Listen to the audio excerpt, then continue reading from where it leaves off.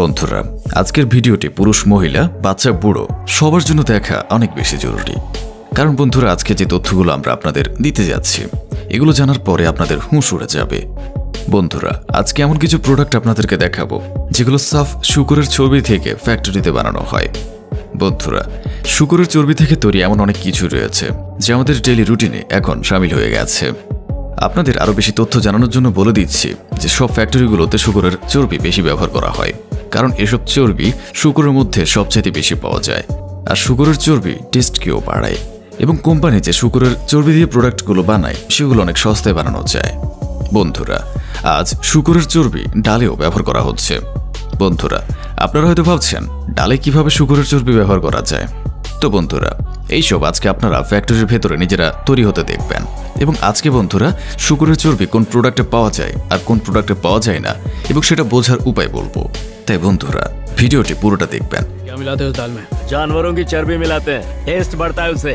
Public दाल के साथ उंगलियां भी चबा डालती है। कितने कमीने हो तुम, दाल में चर्बी मिला रहे हो। उस होटल को वेजिटेरियन समझ के लोग वहाँ खाना खाने आते हैं बे। लिखते हो देसी घी और मिलाते हो जानवरों की चर्बी। क्या यह गलत नहीं है? Noodles making process. বন্ধুরা, নুডলস তো বাচ্চারা খেতে অনেক বেশি পছন্দ করে। বন্ধুরা, এই জিনিসগুলো আপনারা আপনাদের বাচ্চাদেরকে খাওয়ান। এগুলো খাওয়ার কারণে আপনাদের বাচ্চা অসুস্থ হতে পারে। কারণ বন্ধুরা, সব নুডলসে কোম্পানি MSG নামক একটি উপাদান মেশায়। এই MSG কে কোম্পানি শূকরের চর্বি থেকে বানায়। এই MSG উপাদান নুডলসের স্বাদ বাড়ায়।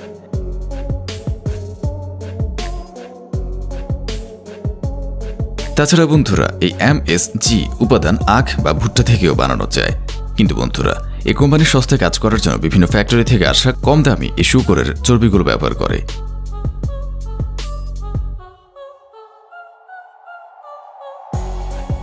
SMG এর অর্থ হচ্ছে মনোসোডিয়াম গ্লুটামেট। MSG এর কারণে মাথা ব্যথা করা, মাথা ঘোরানো, পেট ব্যথা, পেট জ্বলার মতন বিভিন্ন রোগ ব্যাধি হতে পারে। বন্ধুরা, নুডলস বানানোর জন্য সর্বপ্রথম আটা, ময়দা, বিভিন্ন ধরনের উপাদান MSG অর্থাৎ মনোসোডিয়াম গ্লুটামেট এবং বিভিন্ন মশলা ব্যবহার করে একে পানির সাথে গোলানো হয় এবং এদেরকে আটার মতো করে গোলানো হয়।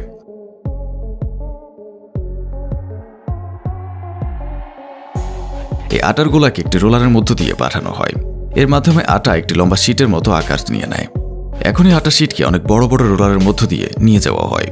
এর মাধ্যমে আটা শীট একদম পাতলা হয়ে যায় এবং সবশেষে মেশিনটি আটা শীটকে নুডলসের আকারে কাটতে থাকে।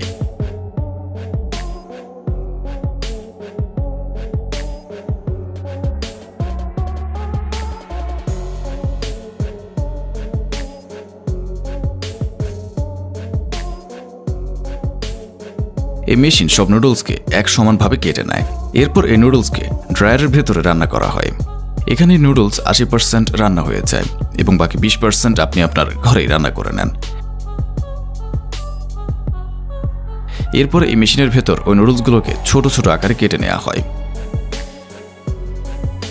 এরপর এই নুডলসগুলোকে প্যাকেট করে মার্কেটে বিক্রি করতে পাঠিয়ে দেওয়া হয়। এভাবেই ফ্যাক্টরিতে নুডলস তৈরি করা হয়। Kurkure making process. বন্ধুরা, কুরকুরে বানানোর জন্য অনেক জিনিসের ব্যবহার করা হয়, যেমন কর্ন মিল, গ্রাম মিল এবং স্পেশাল কিছু ইনগ্রেডিয়েন্টস দিয়ে তৈরি করা হয় স্পেশাল এই কুরকুরে মশলা। আর MSG মানে মনোসোডিয়াম গ্লুটামেট, যা শূকরের চর্বি থেকে তৈরি করা হয় এবং এই জিনিসগুলো ব্যবহার করা হয়। এইসব র ম্যাটেরিয়ালকে একটি বড় গ্রাইন্ডার মেশিনে ঢালা হয়। এরপর এগুলোকে ভালো করে মিক্স করার পরে কুরকুরের শেপে এনে তারপর ভাজা হয়।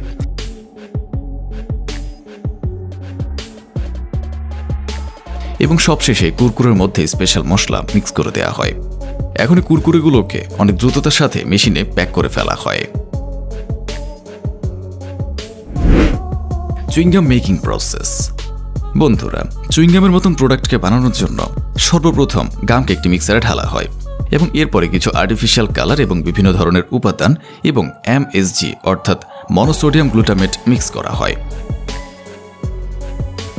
এবং এরপর এই মেশিন এগুলোকে মিক্স করা শুরু করে দেয় এবং উপরে চিনি অথবা মিষ্টির চাশনি ঢালা হয় যাতে করে গাম মিষ্টি হয়।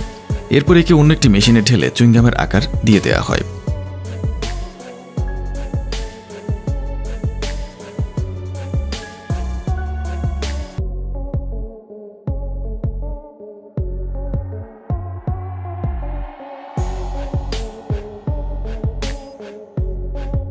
এবং সবশেষে একে প্যাক করে ফেলা হয়।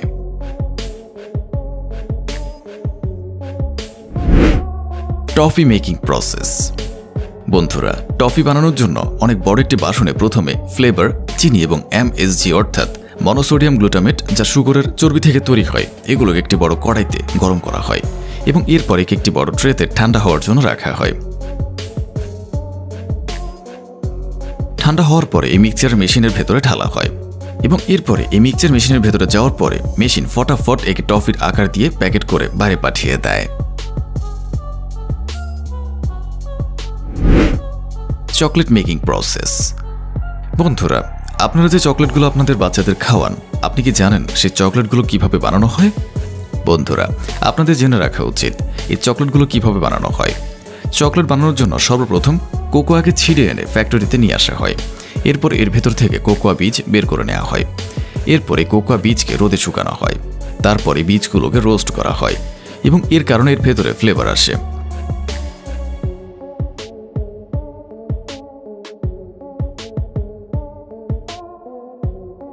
তারপরে বীজগুলোকে পিষে সেগুলোর পাউডার বানানো হয়। তারপরে পাউডারগুলোকে চকলেট চিপসের আকার দেওয়া হয় এবং এই চিপসগুলোকে প্যাকেট করে চকলেট মেকিং ফ্যাক্টরিতে পাঠিয়ে দেওয়া হয়।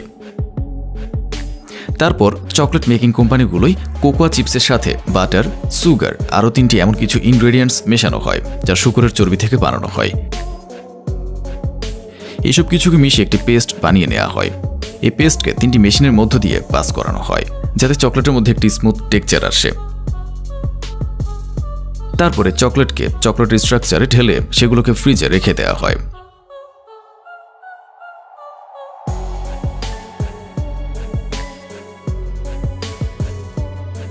তারপর যখন চকলেট তৈরি হয়ে যায় সেগুলোকে চকলেটের স্ট্রাকচার থেকে বের করে নেওয়া হয় এবং এগুলোকে প্যাকিংয়ের জন্য পাঠিয়ে দেওয়া হয়।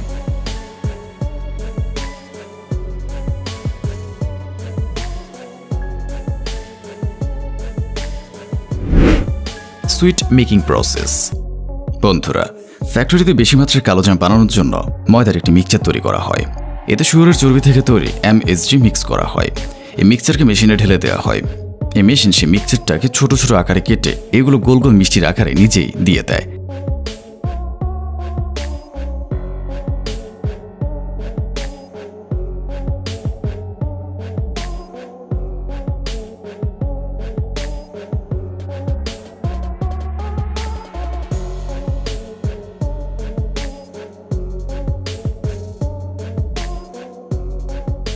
তারপরে মিষ্টিগুলোকে ফ্রাই করে চিনির শ্বাস নিতে 2 ঘন্টা পর্যন্ত রাখা হয়।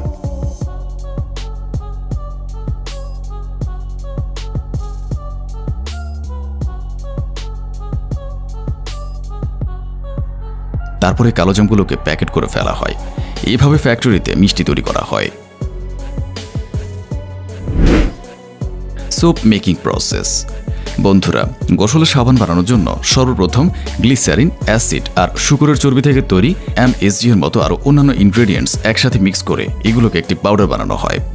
তারপরে পাউডারকে মেশিনে ঢেলে ফেলা হয়। তারপর বাকি সাবান বানানোর কাজ এই মেশিন করে। এই মেশিন অটোমেটিক্যালি গোসলের সাবান বানাতে থাকে।